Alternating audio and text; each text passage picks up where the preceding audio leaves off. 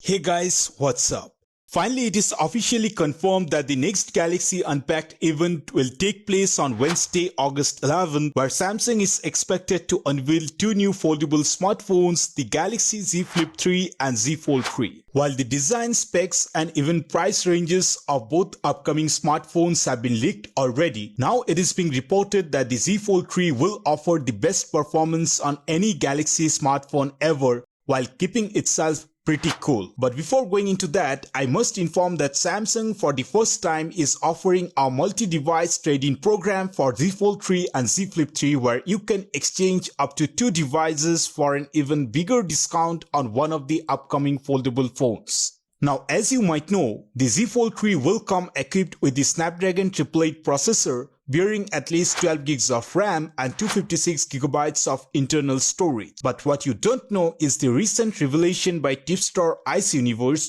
who stated in his latest tweet that the Fold 3 will feature an improved thermal management, which means the phone will be better at dissipating heat from the foldable's internals, and it is so much better that it could even topple Samsung's current reigning flagship, that is the Galaxy S21 Ultra. Now, of course, there is no gainsaying that this will surely result in better gaming performance and longer battery life. And if it is true, it is a great news for heavy users and mobile gamers. However, I must say that you should take this info with a pinch of salt, not because we expect the foldable to be a below par performer by any means, but simply because there has been a cut down on battery side of the Fold 3, which was confirmed in TENA certifications, revealing the foldable's battery size to be 4400 mAh, which is 100 mAh less than that of Z Fold 2. But nevertheless, the South Korean firm has improved on the Fold 3 in lot of other ways to attract more buyers, such as the foldable will have the strongest displays of any foldable launching in the remainder of this year,